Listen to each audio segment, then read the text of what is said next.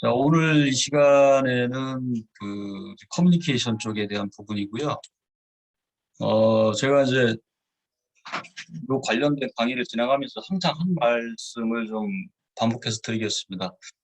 저희가 이제 늘 그 일과 일터에 대한 고민이 많고요. 이제 특히 취업을 준비하신 분들도 있고, 이제 직장에 있으시면서, 관련된 고민들 많이 하고 있죠.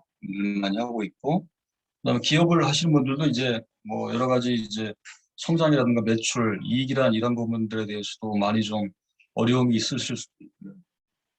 근데 결과적으로는 이제 그런 부분들이 이제 사람을 통해서 이제 해결해 나갈 수 있다. 이런 관점을 갖고 있는 거예요. 우리가 이제 같이 공유하는 이런 시간들이. 그래서 이런 부분들을 동의하고 함께 좀 풀어나가고자 하는 분들하고 같이 시간을 좀 마련한다. 그런 취지에서 항상 좀 드리는 말씀이고요.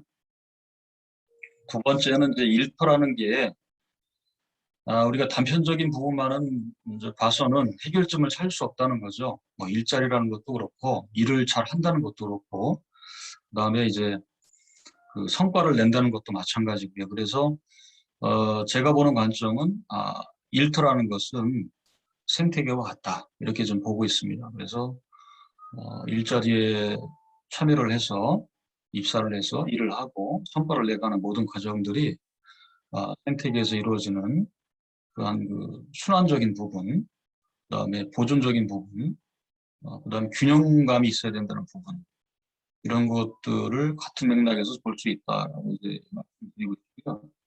그다음에 이제 일터에서 일어나는 것 중에서 이제 어떻게 하면 사람이 일을 잘할 수 있느냐, 성과를 낼 수 있느냐 이런 관점에서 봤을 때는 동기부여, 그다음에 소통, 그리고 적시적절한 의사결정. 그리고 그 안에서 이루어지는 리더와 그리고 팀원들 간의 적절한 상호작용. 이게 이제 워커십이 될 수 있죠. 책임감을 발휘하고 본인의 맡은 일에 대한 완성도를 높이고 이런 부분들이 전반적으로 입체적으로 같이 작동을 한다는 거죠. 그래서 그런 관점에서 우리가 아, 일터를 생태계적 관점에서 바라볼 수 있는 그런 관점에서 좀 말씀드렸고요.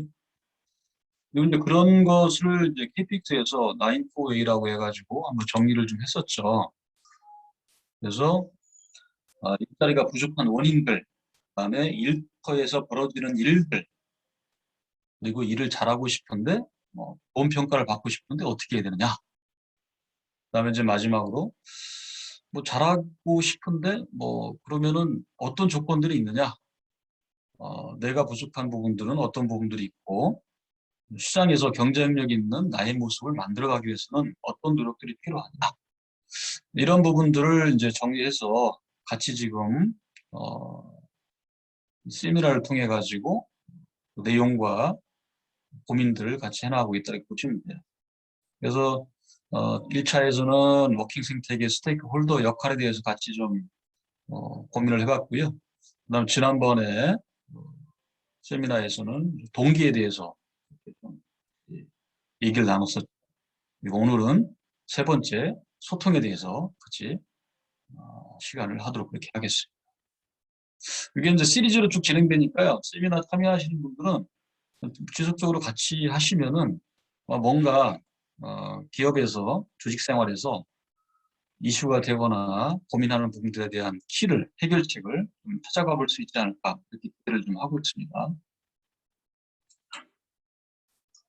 자, 세 번째 웨이, 3웨이입니다. 네, 조직 행동, 세븐 키워드의 커뮤니케이션 쪽. 자, 시작에 앞서가지고 오늘 이제 토요일이고, 그죠? 아침이잖아요. 그래서 제가 요 소통과 관련된 5분 정도 되는 간단한 유튜브에 있는 영상을 한번 준비해봤어요. 이걸 한번 같이 보시고서 다음 주제에 대해서 같이 얘기를 나눠보도록 하겠습니다. 이거를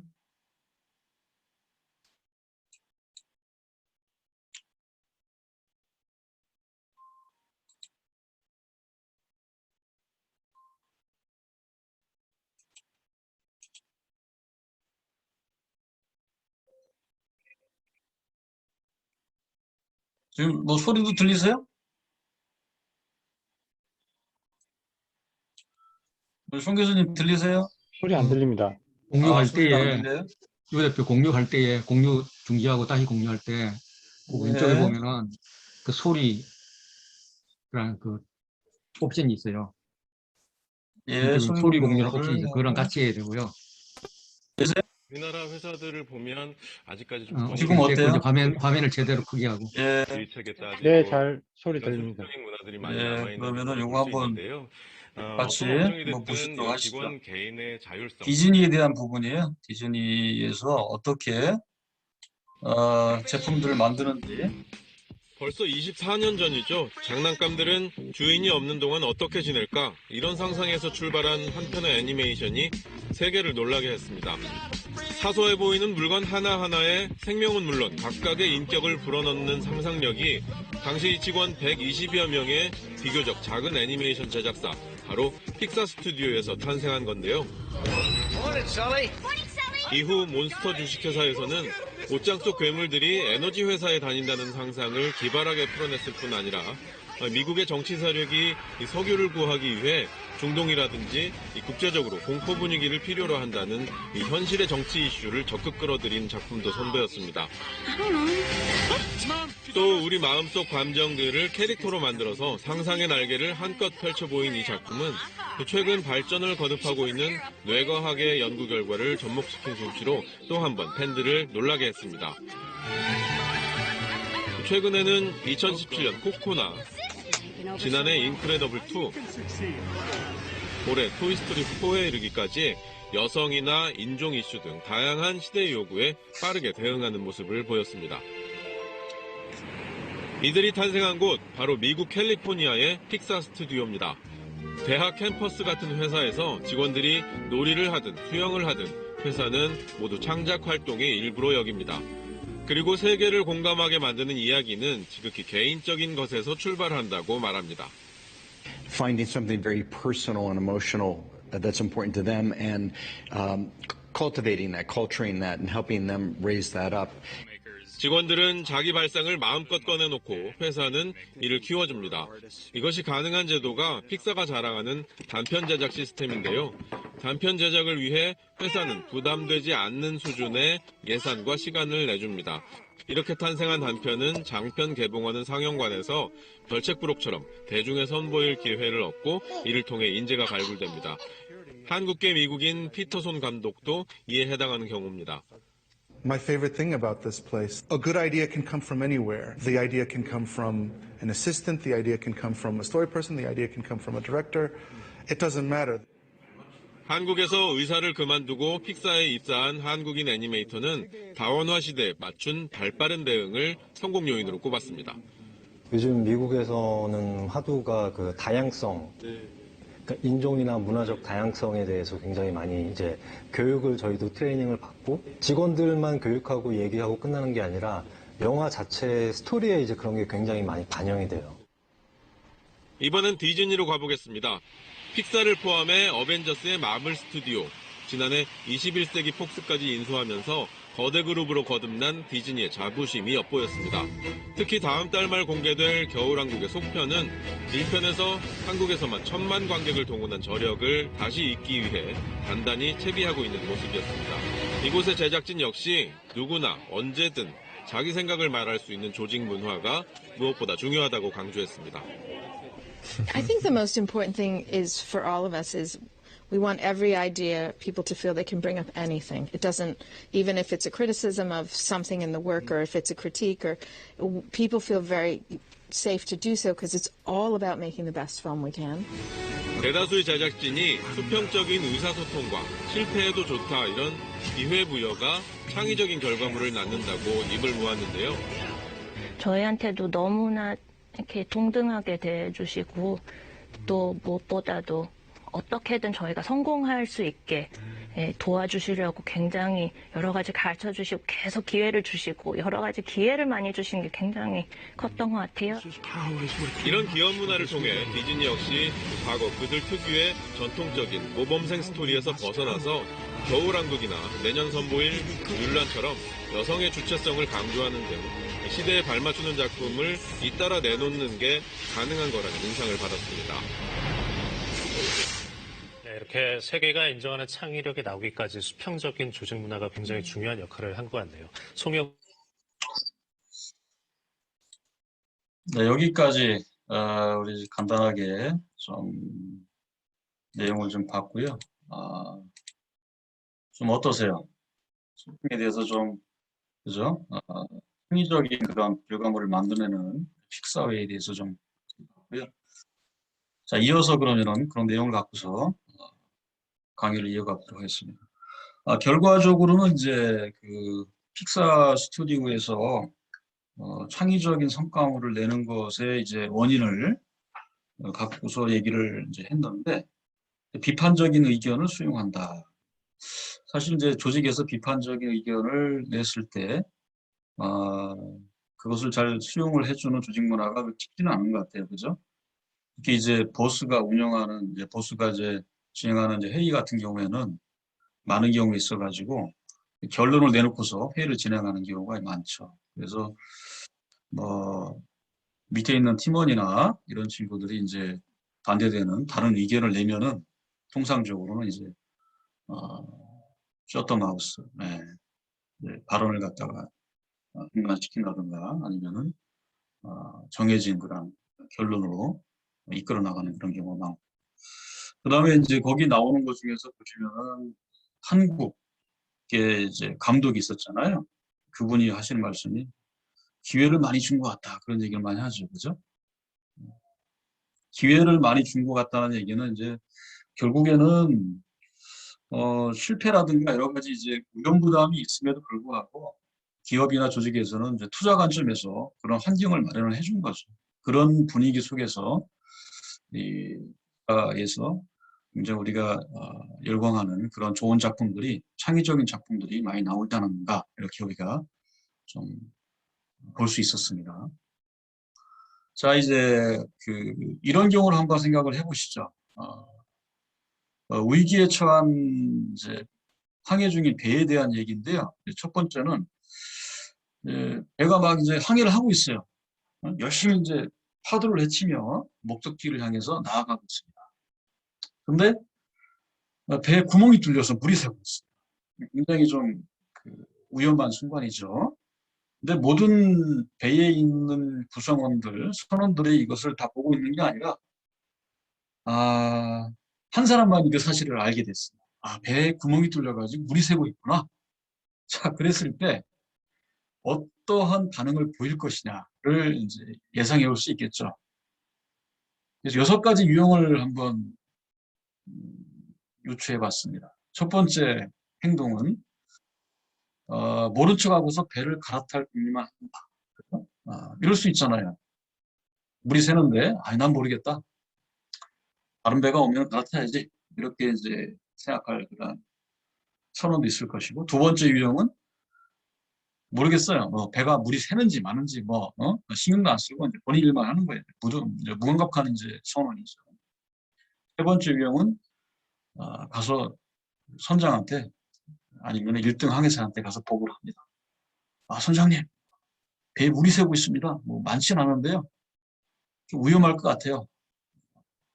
이거 좀 조치를 빨리 좀 해주시죠. 이렇게 보고를 하고서 자기 하는 그런 선언이 있었습니다. 그 다음에 이제 유형 4는 보고를 하고서 함께 어떻게 하면은 뚫린 구멍을 막을 수 있을 것이냐, 이렇게 이제 해결 방안을 모색하는 아주 훌륭한 선언이 있을 수 있습니다. 그 다음에 5번째는 이제 상황이 좀 안 좋아요. 이게 이제 물이 새는 게 예사롭지가 않아. 그래서 관련된 밸브를 잠그고 옆에 있는 동료하고 먼저 조치를 한 다음에 보고를 합니다. 소장님, 사실은 갑판 그 아래 엔진룸에서 지금 물이 좀 새고 있었는데요. 저희들이 일단 조치를 했습니다. 그래서 현재로서는 항의하는 데는 문제가 없고, 나중에 저희가 목적으로 하면은 전문적인 수리를 좀 하고 나서 다음 항의를 해야 될 것 같습니다. 이렇게 이제 자세하게 후보고를 할 수도 있겠죠. 마지막은 이제 배에 무슨 일이 일어났는지 전혀 이제 관심이 없는 무감각한 선언이. 여러분들이 이제 직장 생활을 하거나 또 취업을 하게 될 경우에 과연 본인은 어떤 유형에 속할까요? 그죠? 6가지 유형이 있는데. 그리고 또 우리 같이 일을 하는 동료는 어떠한 행동을 취할 것이냐. 그죠? 한번 좀 생각해 볼 필요가 있을 것 같습니다.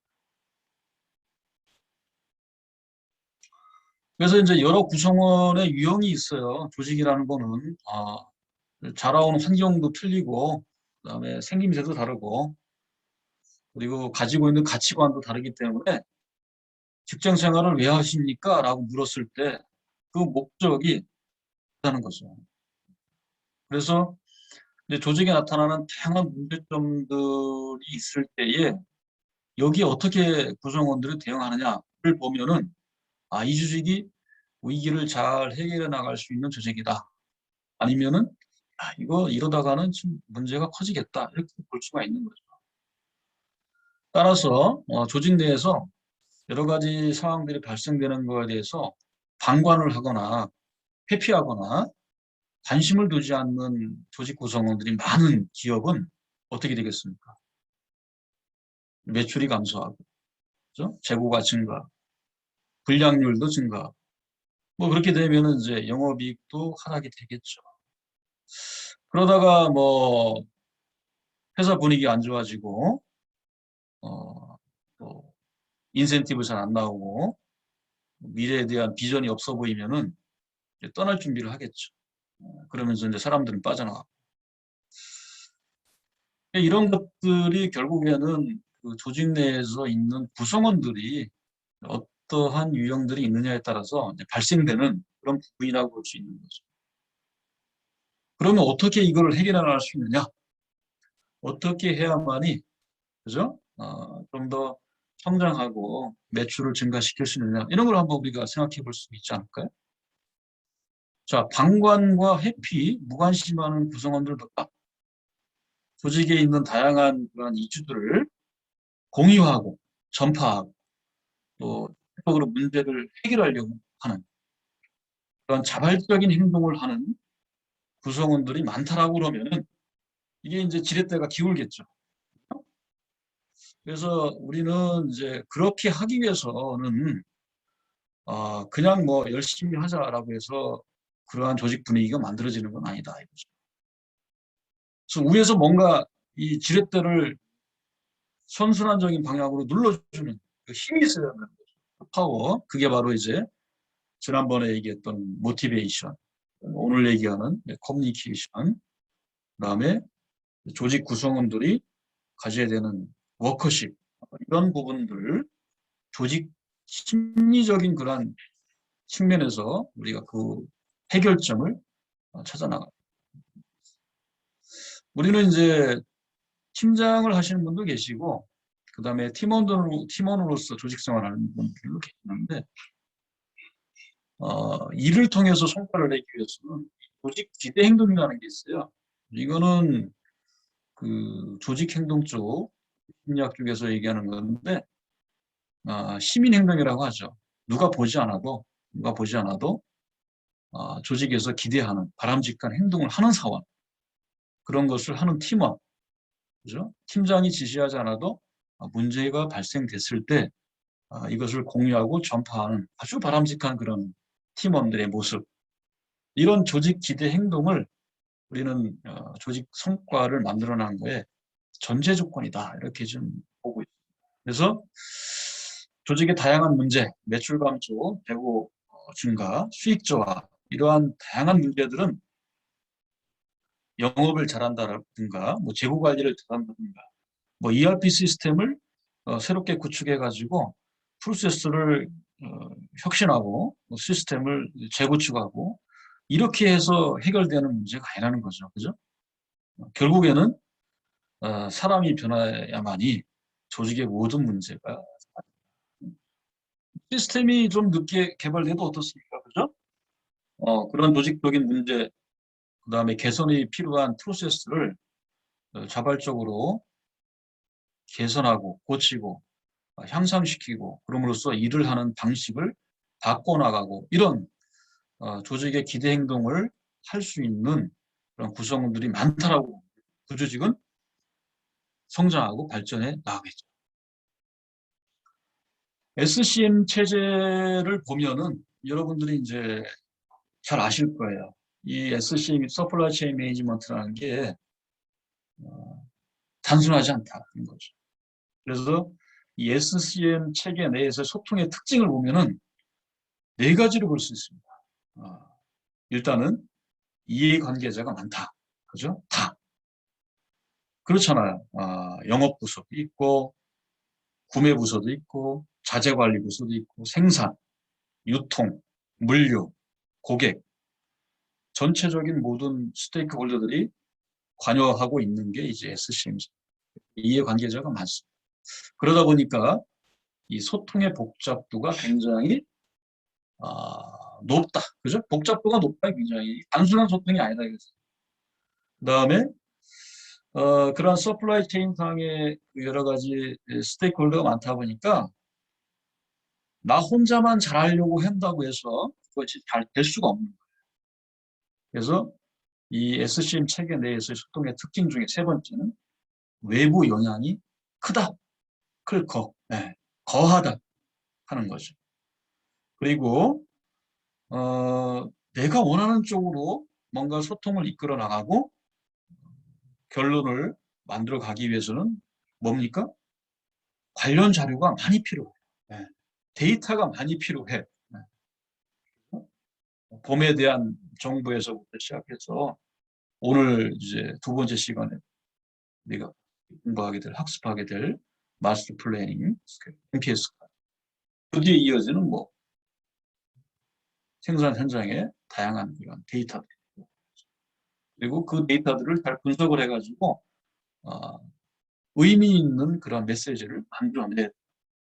그래서 SCM 체계 내에서의 소통은 만만치 않다.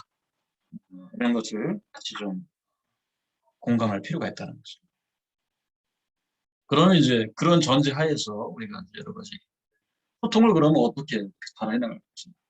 소통이란 무엇이냐 좀 알아가 보자는 거죠. 뭐 소통이라고 하면은 이제 조금 이제 전문적인 학자들의 얘기를 좀 갖다가 좀 제가 올려놔 봤어요. 전달자, 그다음에 수신자 사이의 정보의 전환이다 이렇게 얘기합니다. 그리고 개인과 개인뿐만 있는 게 아니고 개인을 포함한 집단 간의 의미의 전달이다 이렇게 소통을 정리하고 있습니다.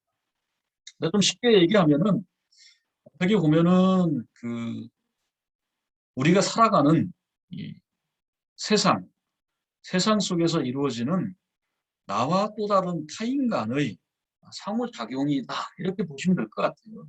그래서 오늘 저와 함께 이렇게 세미나에서 같은 이 시간대에 줌이라는 그러한 매체를 통해서 함께 이렇게 공간을 사이버 세상에서 공유하고 있는 것 그리고 그 안에서 서로 뭔가 그 정보를 나누고 있는 것 이런 것들이 소통이죠. 그러면은 우리가 살아가는 모든 그 상호작용이 소통이라고 하면은 잘 해야 되지 않겠습니까? 그죠? 잘 해야만이 이제 내가 원하는 바를 이룰 수 있는 거죠. 조직에서는 그걸 우리는 성과라고 하죠. 근데 소통을 하는 거에 대해서 소통 관련된 이제 셰논이라는 학자가 야, 소통을 잘하려면 어떻게 되느냐? 이제 막 연구를 막 했어요. 연구를 해서 만들어낸 게 이제 소통 모델이라는 게 있습니다. 자, 한번 볼까요? 소통 모델 중에 보면은 이제 그 절차가 전달자가 있겠죠. 전달자가 있고 수신자가 있습니다. 끝에 전달자가 있고 수신자가 있어요. 근데 그럼 전달자가 야호라고 했을 때 수신자가 이제 그걸 야호라고 알아듣느냐? 그 과정은 첫 번째는 이제 부호화한다, 인코딩한다. 그래서 의사 전달 의도를 반영해줄 언어, 혹은 이제 비언어적인 상징, 이걸 이제 언어를 부호화한다 이렇게 얘기하죠. 제가 우리말로 이렇게 한국말로 얘기하는 거, 그죠? 이게 이제 부호화하는 거죠. 영어로 한다고 그러면은 커뮤니케이션, 그러면 이제 소통이라는 것을 영어로 보고가 됩니다. 그러면은 그것을 전달하는 매체가 있어야 될 거 아니에요. 메시지 및 매체가 있어야 된다. 오늘 같은 경우에는 우리가 인터넷, 그죠? 컴퓨터, 그다음에 연결된 인터넷, 그리고 중요한 소프트웨어, 이런 복합적인 매체가 지금 저희들 소통에 기여하고 있는 거죠. 그리고 나서 그것을 이제 수신자가 어떻게 합니까? 해석을 해야겠죠, 그죠? 수신자에 의해서 해석되고 이제 의미가 받아들여지는 그런 과정을 거쳐가지고 여러분들이 이번 공부를 강의를 같이 이제 듣고 있는 거다. 이렇게 보고 있어요. 그리고 나서 이제 거기서 멈추는 게 아니라 당신이 야후 했는데 그 야후한 것이 나한테는 뭐 야후로 들렸다, 아니면 후야로 들렸다, 아니면은 뭐 여보세요라고 들렸다. 뭐 이렇게 이제 그 들린 그 의미에 대해서 피드백이 가야겠죠. 피드백은 표정으로도 할 수 있고, 그죠? 눈빛으로도 할 수 있고, 아니면은 뭐 말로도 할 수 있는 거죠. 이런 피드백이 다시 전달자한테 오는 이 하나의 사이클, 이것을 우리가 이제 소통 모델이다 이렇게 얘기합니다.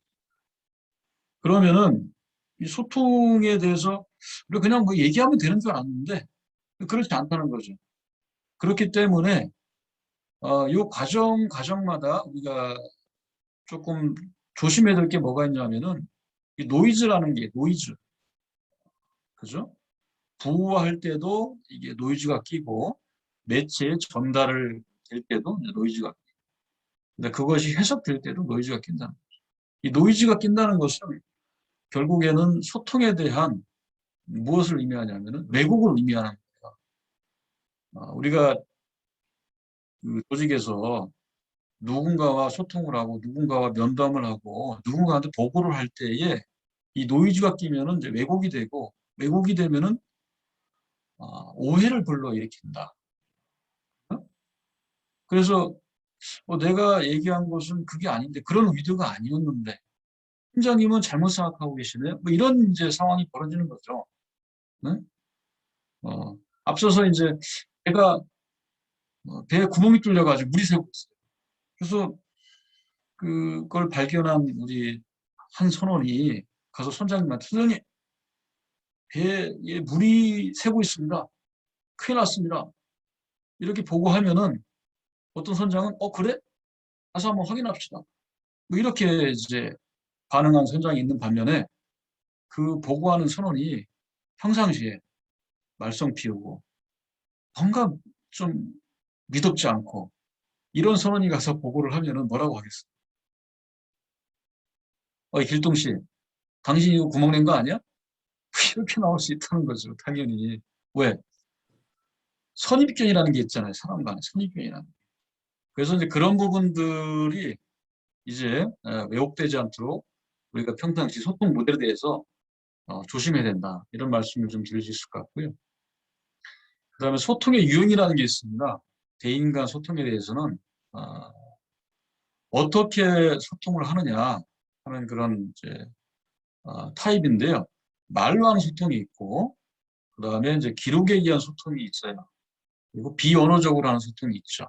그래서 말로 하는 소통 같은 경우에는 우리가 직접적인 대면이나 이제 전화를 통해서 이제 소통을 하는 것을 의미를 하고, 우리가 이제 일을 할 때 보통적으로 많이 하는 경우가 기록에 의한 소통을 요즘은 많이 하죠. 대면을 통해서 소통을 하는 경우가 있지만은, 그럼에도 불구하고 거의 다수의 이제 조직에서 벌어지는 일들은 많은 경우에 이제 이메일을 통해서 많이 하죠. 그래서 이메일도 사실은 많이 쓰는 반면에 간단 명료하게 잘 써야 돼요. 전달하고자 하는 메시지가 분명하도록 써야 되는데, 이것도 쉽게 생각하면은 또 일을 하는데 성과를 내는데 또 문제가 발생이 돼요. 그다음에 이제 보고서 작성하는. 제가 이제 S그룹에 있을 때에 저는 두 번의 S그룹에 이제 근무를 했었는데, 하나의 S그룹에서 근무할 때는 이제 보고서의 어떤 멋이라든가 보고서의 어떤 그 장식이라든가 이런 거는 별로 신경을 안 쓰고 그 안에 들어가 있는 내용이 무엇이냐에 이제 포커싱을 맞추는 그런 조직 문화였어요. 그래서 거기서 제가 일할 때는 굉장히 좀 일 잘한다 뭐 이렇게 이제 평가를 받았는데 제가 부장 때 또 다른 S그룹에 가서 일을 한 경험이 있는데 그때는 이 보고서에 대해서 챌린징을 좀 받았어요. 왜냐하면 그쪽의 조직 문화는 보고서를 만드는데 거의 뭐 컨설팅 수준의 보고서의 질을 요구해요. 그래서 좀 심하게 말씀을 드리면은 스태프서에 있는 그 팀원들의 평가는 누가 보고서를 잘 쓰느냐, 누가 기획문서를 잘 만드느냐 여기에 포커싱이 돼 있어요. 그래서 거의 뭐 그쪽에서 근무하는 그 구성원들의 보고서 수준은 컨설팅 기업에서 만들어내는 산출물 뺨칠 정도로 보고서의 퀄리티가 상당히 높아요. 그래서 굉장히 개인적으로 좀 고전을 했던 그런 경험이 있었는데 하여튼 그런 것처럼 이 기록에 의한 소통이 사실은 그 기업에 있어서 많은 경우에 성과를 좌우하는 그죠? 그러한 포인트로 작용하고 있다. 이렇게 볼 수 있고요. 뭐 비언어적 소통 같은 경우에는 제가 오늘도 이제 뭐 강의를 좀 하고 있습니다만 여러분들하고 이 전달하는 음성, 그죠? 여러분 유튜브를 많이 보잖아요. 그러면은 어떤 분들은 목소리가 좋아, 매력적이야. 그래서 자꾸 빨려 들어가. 또 어떤 분들은 좀 목소리가 좀 듣기가 좀 그래요. 그러면 이제 보려고 하다가 그 유튜브 영상을 내려버리죠. 그죠? 그런 것처럼 이 소통에서 우리가 사용하는 이 수단, 말, 기록, 언어적이고 비언어적인 이런 부분들을 어떻게 하면 효과적으로 할 것이냐 이런 어떤 훈련이 굉장히 중요하다 이렇게 좀 말씀드릴 수 있고요. 그 다음에 이제 그 소통을 하는데 그냥 뭐 말 잘하면 되지 않느냐 아니면은 뭐 보고서를 잘 만들면 되지 않느냐 뭐 이렇게 볼 수가 있는데 그렇지 않다는 것을 좀 말씀드리고자 합니다. 왜 그러냐 하면은 여기 나와 있는 세 가지 요인 때문에 첫 번째는 사회적 요인이 있습니다. 아무리 내가 소통을 잘 하려고 해도 이 사회적 요인에 장애를 받으면은 의도한 대로 소통이 잘 안 돼. 의도한 대로 보고가 잘 안 돼. 의도한 대로 전달이 되지 않는다. 이게 뭐냐? 이 사회적 지위, 그 다음에 조직 내에 있는 계층, 사원, 대리, 과장, 차장, 부장 이런 계층상에서 오는 거리감 이런 것들이 그 소통의 장애 요인이 된다. 여러분들도 많이 경험을 해봤을 거예요. 어떤 사람이라 하더라도 사회적 신분과 지위에 따라서 소통에 또 영향이 미치는 것이 다르죠. 팀장이 오늘 뭐 길동씨 일하는 게 굉장히 좀 잘하고 있어요. 이렇게 얘기하는 거하고 뭐 동료가 길동씨 오늘 좀 작업하는데? 뭐 이렇게 얘기하는 거는 같은 칭찬이지만 틀리죠. 그죠? 아니면 이제 사장님이 지나가시다가 길순씨 오늘 발표가 굉장히 나이스했어. 이렇게 얘기하는 거하고 동료가 길순씨 오늘 좀 했는데? 이렇게 얘기하는 거 다르잖아요. 그죠? 이 사회적 요인에 따라서 미치는 그 파급 효과, 파워가 다르다. 싶으니 하더라고요. 그래서 그렇기 때문에 조직에 계시는 분들은 혜택을 갖고 계신 분들은 굉장히 조심해야 된다는 거예요. 자기가 갖고 있는 그 조직에서 역할에 대한 크기에 따라서 무심코 던진 한마디가 호수에 있는 개구리 치명적인 상처를 줄 수도 있고 아니면은 코끼리도 춤추게 할 수 있다 하는 거죠. 그다음 두 번째가 이제 추진자의 지각적 요인인데요. 이거는 조금 굉장히 좀 민감한 부분이긴 해요. 왜냐하면은 결국에는 좀 그냥 뭐 다 나이브하게 얘기하면은 결과적으로는 상대방이 소통을 잘 소화할 수 있는 그런 능력이 되지 않느냐 이 얘기거든요. 사실은 뭐 인간이기 때문에 어떤 분들은 IQ가 높고 어떤 분들은 IQ가 높을 수 있는 거, 그죠? 같은 조직에 있지만 뭐 배움이 짧아가지고 뭐 고졸 출신도 있을 수 있고, 그죠? 아니면은 이제 뭐 대학원까지 나온 분도 계시고 그렇잖아요. 그래서 이 수신자, 내가 보고하는 당사자, 이분이 뭐 경력직으로 왔는데 대기업에서 근무한 경력이 그렇게 많지 않다. 스타트업에서 근무한 경력이 좀 많은 편이다. 뭐 이런 거. 그런 거에 따라서 상대방이 받아들이는 그런 인지하고 지각하는 그러한 능력이, 그리고 또 관심 영역이 다르다는 거예요. 그래서 그런 것을 감안을 해서 보고를 한다거나 아니면 이메일을 쓴다거나 아니면은 발표를 한다거나 이렇게 소통을 해야 한다는 거예요. 내 의지에서 나의 경험과 나의 관심사와 나의 능력치만을 가지고서 상대방하고 소통하게 되면은 분명히 소통에 장애 요인이 발생될 수밖에 없다. 이거 굉장히 중요한 겁니다.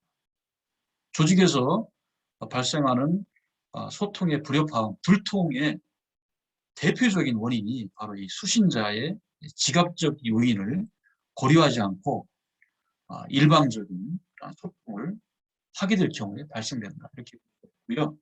세 번째, 이게 조직 구조적 요인입니다. 소통의 생명은 이제 신속성과 정확성이 있는데, 그죠? 이 조직 구조가 굉장히 좀 다단계 조직 구조로 돼 있거나 경직돼 있거나, 그죠? 이렇게 되면은 소통의 속도가 느려지겠죠. 그래서 이런 부분들은 이제 뭐 큰 기업 같은 경우에는 조직 문화 진단을 해가지고 사원들한테 의견을 물어서 일을 하는데 공식적인 절차를 통해서 일을 하느냐, 아니면은 비공식적인 절차를 통해서 일을 하느냐, 그죠? 이거는 이제 신분 관계죠. 그래서 어떻게 일을 하냐 이런 것을 조사를 하잖아요. 그런 원인도 바로 이런 조직 구조적 요인에 대한 상태를 파악을 하기 위한 것이다. 이렇게 보시면 됩니다. 그래서 뭐 인사팀에서 하는 조직문화 아니면 조직문화팀에서 하는 뭐 설문이니까 뭐 대충 하자 뭐 이렇게 이제 과거에는 생각을 했다라 그러면은 앞으로 그런 전사 차원의 서베이가 있으면 신중하게 그런 서베이 법을 펼치면은 여러분들 조직 소통 문화가 발전하는데 할 수 있다. 이렇게 좀 말씀드리고자 합니다.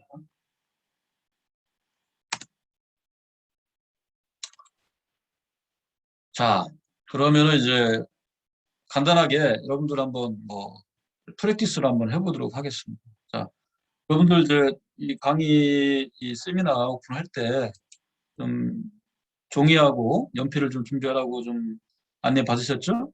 그래서 가지고 계신 페이퍼에다가 요거 한번 풀어보세요. 요거. 여기 화면에 나와 있는 나의 소통 지수는 얼마쯤 될 거냐? 한번 풀어보시죠. 그래서 얘 문항이 10문제. 그래서 첫 번째, 나는 상사의 지적이나 비판에도 쉽게 기분이 상하지 않는다. 그러면 여기 체크.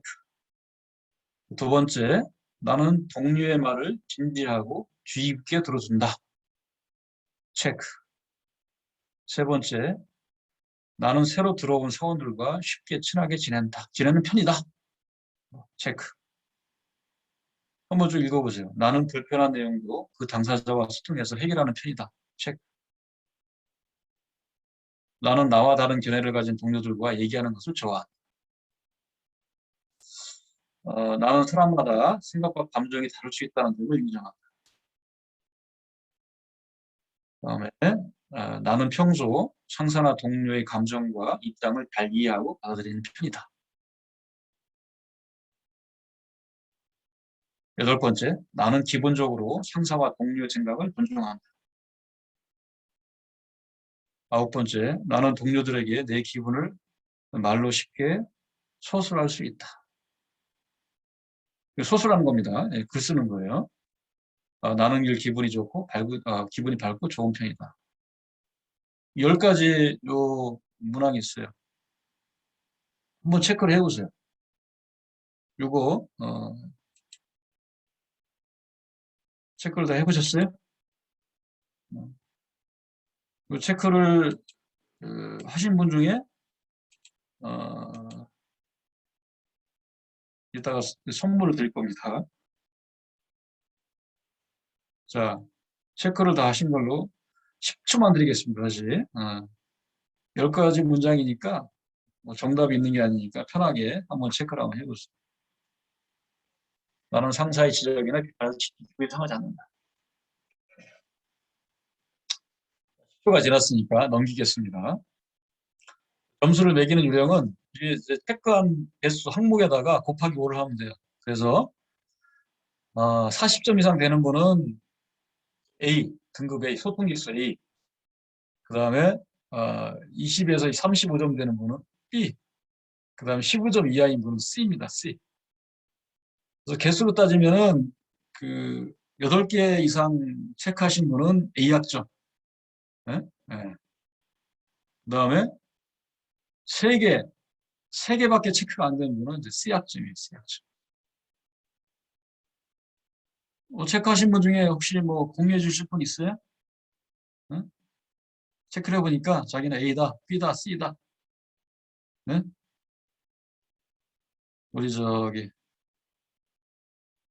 지니 씨 같이 공유해 줄 수 있어요? 네? 웃고 계시는데. 네. 안녕하세요. 들리시나요? 네, 잘 들려요. 네. 저는 근데 인턴밖에 안 해봐서 잘 모르겠긴 했는데 인사팀에서 했잖아요, 그래도. 그렇죠. 네. 그래서 저는 나름 10개 항목 중에 9개는 체크를 했다고 생각합니다. 오, 대박. 와. 네, A. 마지막에. 네, 네. 뛰어나. 안 된 게 뭐가 있어요? 맨 마지막에 나는 항상 밝고 기분 좋은 편이다. 네, 맞아요. 네. 뭐, 그거는 그쵸? 이거는 쉽지가 않죠, 그죠? 네. 그렇죠. 맞아요. 그거 빼고는 아이고. 얼굴이 밝은 인상에서 나오는 것 같아요. 네, 얼굴이 밝으신 분들은 거의가 아마 A 학점을 받지 않을까 생각했는데, 혹시 다른 분 체크하신 분 중에 다른 분 또 공유해 주실 분 있어요? 한 분만 더 공유를 받도록 하겠습니다. 우리 신용우님, 네? 공유해 줄 수 있나요? 체크해 보시니까 네. 어때요? 네, 저는 네. 가 4개나 나와가지고 30점이고요. 30점이요? 와. 네. 야, 네. 그래요? 네, 네, 저는 최근에 30점? 최근에 사실 이런 부분들을 많이 좀 생각하고 있는데, 그러니까 이제 저도 이제 회사에서 이렇게 팀장을 리더를 한 지가 이제 한 2년 정도 됐어요. 계속 이제 팀원으로만 있다가, 네. 그래서 어떤 이제 리더로서 일을 한 게 한 2년, 그러니까 시간이 그렇게 길지는 않아서 사실 제 리더십이 어떨까에 대해서 저도 많이 좀 고민을 하고 있던 차에 최근에 이제 어떤 저희 조직 몰입도 평가 이런 게 있거든요, 회사에서.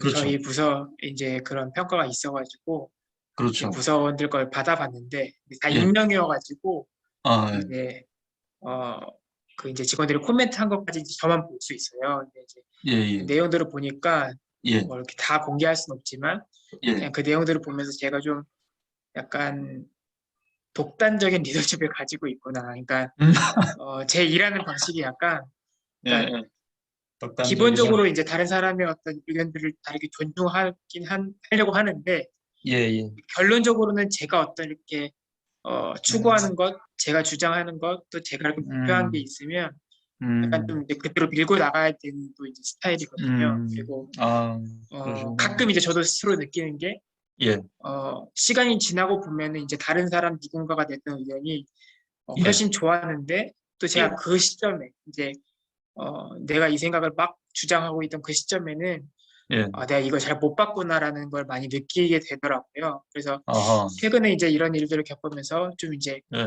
어떤 리더십 예. 어떤 방향을 좀 바꿔야겠다라는 생각을 계속 하고 그렇죠. 있던 차에 오늘 맞습니다. 이걸 보니까 이제 점수가 확실히 낮게 나오는 것 같습니다.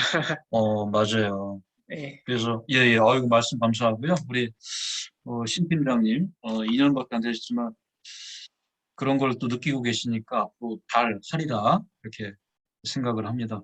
말씀 감사하고요. 선물 보내드리도록 그렇게 하겠습니다. 네. 그 아까 이제 이어서 말씀드리면 이제 픽사의 그 유튜브 영상에도 봤지만 이 비판적인 의견을 수용해야만이 사실은 그 팀원들의 여러 가지 그 역량을 잘 뽑아낼 수 있는 거죠, 사실은. 그래서 그런 관점에서 좀 앞으로 많은 발전을 좀 해나가시면은 훌륭한 팀장으로서 역할을 해나갈 수 있지 않을까 이렇게 생각을 해봅니다. 자, 그럼 이어서 이제 또 말씀을 좀 드리면은 이게 이제 소통을 어렵게 하는 요인이 아까 이제 있잖아요. 그죠? 사회적 요인도 있고, 그 다음에 수신자의 지각적 요인이 있고, 조직 구조적 요인이 있다. 그래서 결국에는 내가 소통을 잘한다고 생각하시는 분들도 상대방에 가서 한번 피드백을 한번 받아보세요. 피드백을 받아보면은 내가 어떤 유형의 커뮤니케이터인지를 알 수가 있습니다. 그러면은 그거에 대한 문제점을 해결해 나갈 때에 이런 세 가지 관점에서 접근을 해볼 수 있다. 이렇게 좀 말씀을 한번 드리고 싶고요. 그 다음에 이제 소통의 매체가 여러 가지가 있어요. 그죠? 보면은 이제 그 문제의 복잡성에 따라서 이제 하단에 있는 그래프, 그 다음에 이제 좌측에 있는 쪽, 매체의 정보 충실도 측면에서 이렇게 보면은 이 직접 대면을 하는 것이 가장 효과적인 소통의 수단이다. 이렇게 얘기를 합니다. 그렇기 때문에 이제 성격적인 요인에 의해서 뭔가 대면 보고를 좀 꺼리는 성격들이 좀 있어요, 사실은. 저도 예전에 사원 때는 좀 그런 게 있어가지고 다른 팀장님한테 지적을 받기도 했어요. 네? 유주임 잠깐 와봐 그래. 그래서 이제 왜 그러십니까, 이제 팀장님? 다른 팀장님한테 불려갔어요. 그 하시는 얘기가 유주임 이런 거는 말이야. 꼭 메일로 보내야겠어. 가서 뭐 얘기하면 되잖아. 이런 이제 피드백을 받았어요. 여러분들은 그런 피드백 안 받는지 모르겠어요. 왜냐하면은 제가 그 주임 때는 조금 좀 소극적이고, 그리고 또 이 팀장이라는 그런 직급이 높다 보니까 가서 이렇게 다른 팀장 뭐 가가지고 이렇게 그 앞에서 보고하고 뭐 이런 게 좀 겁나더라고요, 사실. 한 20년 전의 얘기인데. 그러다 보니까 이제 그냥 메일로 이렇게 보고하고 그랬었는데, 그런 것보다는 가급적이면 직접적인 대면을 좀 해서 소통을 해라. 그래야 오해가 없다. 메일로 하다 보면은 그 안에 가시도 있고 또 상대방이 잘못 오해할 수 있는 그런 부분도 사실은 들어가잖아요.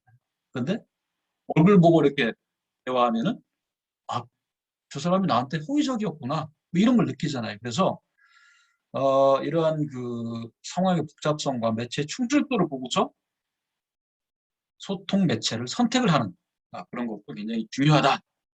그런 말씀을 좀 드리고 싶고요.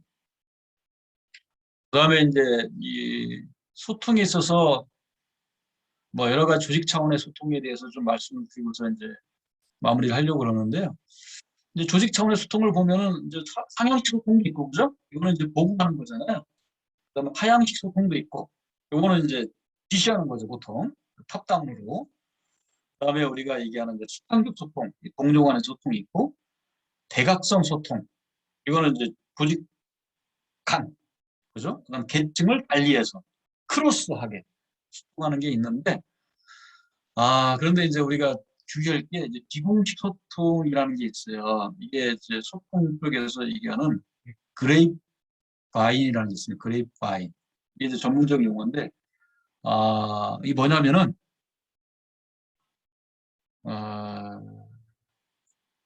포도나무의 덩굴을 이제 그레이프 바인이라고 해요.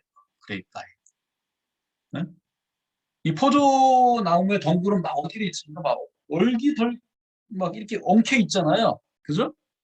그래서 이 그레이프 바인에 대한 그런 그 의미는 조직 내 비공식적인 소통의 일종으로서 카드라 하는 거 있죠. 카드라. 카드라. 누가 뭐라 하더라. 이게 이제 그레이프 바인이에요.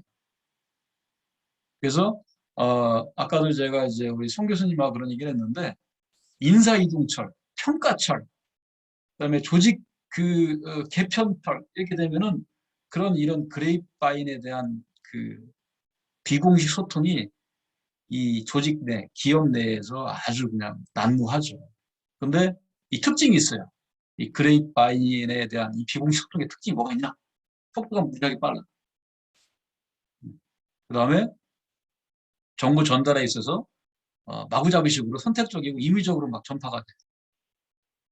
그 다음에 이제 특징이 이런 조직을 들었을 때 조직 구성은 불안해. 그죠? 이 카드라 통신이니까. 네? 놀랍게도 이 정확도 측면에서 75% 이상이 정확도를 갖고 있어요. 그래서 인사이동할 때 나왔던 이런 그 그레이프바인에 대한 소통을 보면은 거의 뭐 나왔던 얘기대로 움직이지죠. 그죠? 그리고 종업원들, 구성원들의 약 50%는 이런 비공식 소통을 통해서 직무에 관련된 정보를 받는다. 그래서 건강한 그러한 조직이 되려면은 이 비공식 소통, 이 그레이프바인을 최소화하는 게 중요해요. 왜냐? 이 그레이프바인은 조직 구성원들을 불안하게 만들거든. 소통의 신뢰성을 떨어뜨린다는 얘기죠. 그렇게 되면 나중에 이 좌측에 있는 이 공식적인 소통에 대해서 구성원들의 신뢰, 이 트러스트가 다운된다는 거죠. 그럼 어떻게 되겠어요? 조직 몰입도가 떨어지는 거예요. 조직의 집중도가 떨어지는 거죠. 떨어지고 안테나만 높이 세우고 안테나만 높이 세우게 되고 그다음에 정치, 줄서기 문화가 이제 팽배해져. 이렇게 된다는 거죠. 자, 오늘은 이제 그 기업 내에서 우리가 흔하게 마주하는 이 소통에 대해서 간단하게 1시간 정도 여러분들하고 내용을 좀 공유를 해봤고요.